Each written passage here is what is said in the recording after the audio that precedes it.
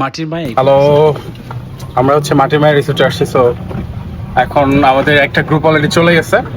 So আমরা বাগিতে করে reception থেকে আমাদের রুম পর্যন্ত যাচ্ছি। সো একটু সামনের ভিউটা দেখানোর ট্রাই করি। So it's very natural view actually. ওরা ন্যাচারাল জিনিসটাকে ধরে একটা ট্রাই করেছে, পুরা ইনফ্রাস্ট্রাকচার দাঁড় করানোর সময়। So let's see.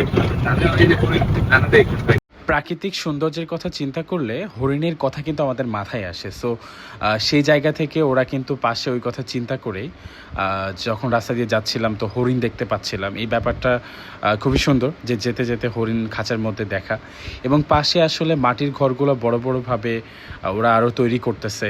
সো সামনে ওরা আরও প্ল্যান করতেছে এই রিসোর্টটাকে নিয়ে।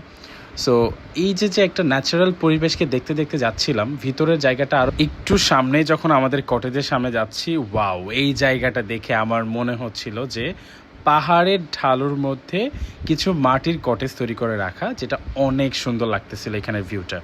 সো পাশে তাকিয়ে দেখলাম যে একটা বৃহৎ আকৃতির একটা পুকুর আছে, যেটা আমাদের কটেজের ঠিক অপোজিট পাশে পড়ছে, এবং কিছু গাছও রাখছে ন্যাচারালি ফিলটাকে সুন্দরভাবে ফিলস করার জন্য। এবং আমরা বাগি থেকে নেমে সবাই আসলে কটেজের দিকে যাওয়ার চেষ্টা করতেছিল। আমি এবার ঘুরে একটু বাইরে দেখলাম। আমি আবার অলওয়েজ একটু বেশি চটপটে, তো সো সবার থেকে একটু বেশিই ঘোরাঘুরি করার চেষ্টা করি।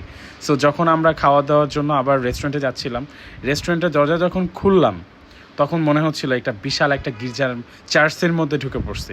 মানে ফিল লাইক দ্যাট, এটা দেখতে অনেকটা চার্চের মতো লাগতেছিল আমার কাছে। আমাদের ব্রেকফাস্ট টাইমটা ছিল আসলে, ব্রেকফাস্টে বুফে ছিল। বুফেতে আমাদের পরোটা ছিল, তারপরে লটপটি ছিল, যেটা লটপটিটা মজা ছিল আর কি, মুরগির।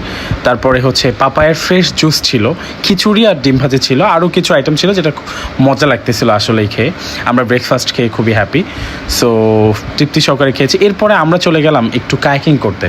ভাইয়ারা আমাকে উঠতে দিল না, তারা দুইটা কায়াকিংয়ে 4 জন উঠে চলে গেছে। তারপরে কায়াকিং শেষ করে আমরা আসলাম গানের জগতে। ট্যুরে আসলে একটু বিশেষ মজার একটা অংশ হচ্ছে গানের আসর। সো আমরা আসলে রুমে বসে একটু গান টান করলাম। শাহরিয়ার ভাই এবং অমিত ভাইয়া খুব সুন্দর গিটার এবং কাউন বাজায় গান করে, এবং এটা আসলে আমরা এনজয় করি অনেক। সো এটা আসলে একটা ট্যুরের একটা মূল আকর্ষণ থাকে অনেক সময়। So you really enjoy this. আর এই সময়ে এরকম পরিবেশে গান গাওয়া, আর তারপরে বাইরের ওয়েদারটাকে, বাইরের ন্যাচারাল ভিউটাকে আসলে ফিল করা একটা ডিফারেন্ট। সো যদি আসলে আপনারা কেউ নিতে চান তাহলে এরকম জায়গায় কিন্তু যেতে পারেন।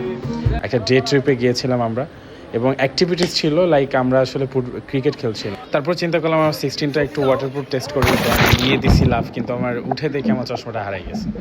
সো চশমা খুঁজে, আমার সানগ্লাসটা খুঁজে পাচ্ছিলাম না।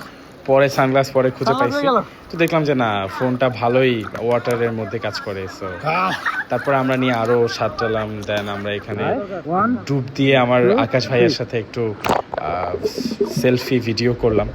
সো এরকম মজা করলাম পুলে, আসলে অনেক মজা করছি আমরা। পরে পুলে মজা করার ভিতরে তারপর আমরা পুলের ভিতরে কিন্তু আপনার হচ্ছে বলও খেলেছি। সো বাস্কেটবল গোল টাইপের। সো সেটা আসলে আমরা ভিডিওতে নাই। সো ওই সময় সব থেকে বেশি মজা হয়েছে উইদাউট ফোন। সো তারপরে একটু মাছের মতো সাঁতরানো ট্রাই করলাম পানির মধ্যে। সো ফাইনালি আমাদের সুইমিংটা অনেক বেটার ছিল, ভালোই ছিল। সো বৃষ্টিও হচ্ছিল সুইমিংয়ের মধ্যে। গান তো আমাদের পিছু ছাড়েই না। সো আমরা আবার চলে গেলাম একটু ওই লেকের অপর পাশে একটা জায়গা ছিল, যেখানে আসলে গাছের অনেকগুলো গাছ, এবং গাছের মধ্যে একটা কুড়ে ঘর টাইপের বানানো। ওখানে আসলে গান করার জন্য খুবই সুন্দর একটা পরিবেশ। আমরা দুপুরে লাঞ্চ করার পরে আবার চলে গেলাম ওখানে গান করতে। সো ওখানে আমি লাইভ রিলস বানানোর ট্রাই করলাম।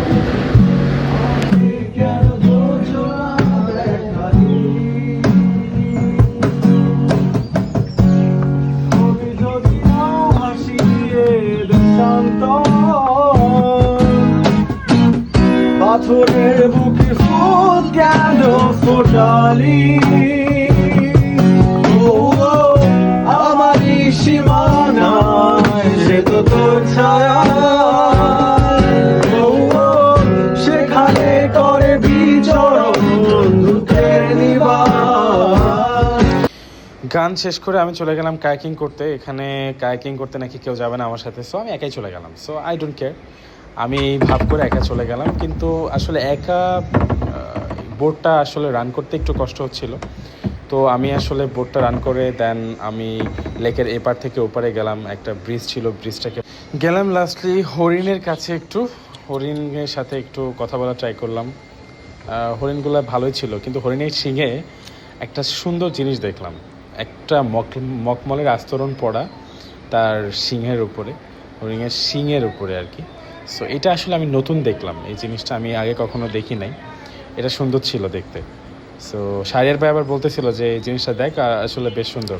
আসলে আমাদের ট্যুরটা ছিল হচ্ছে ক্লোজেস্ট ব্রাদার, আমরা মাস্কো গ্রুপে যারা ক্লোজেস্ট ভাই ব্রাদার আছি, তো সবাই মিলে আমরা 10 জনে গিয়েছিলাম।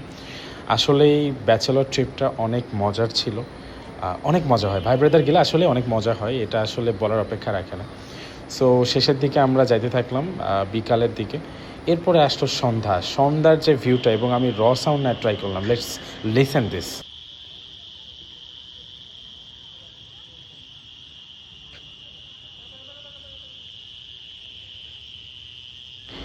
ঝিঝি পোকার ডাক আর কোকিল পাখির ডাক সব কিছু মিলায়ে একটু অন্যরকম লাগতেছিল, মনে হচ্ছিল গ্রামের মধ্যে, গহীন গ্রামের মধ্যে আছি আমি। সো এই জিনিসটা ফিল করার মতো ছিল। সন্ধ্যার সময়টা একটু আলতো আলো ছিল, এটাও ভালো লাগতেছিল।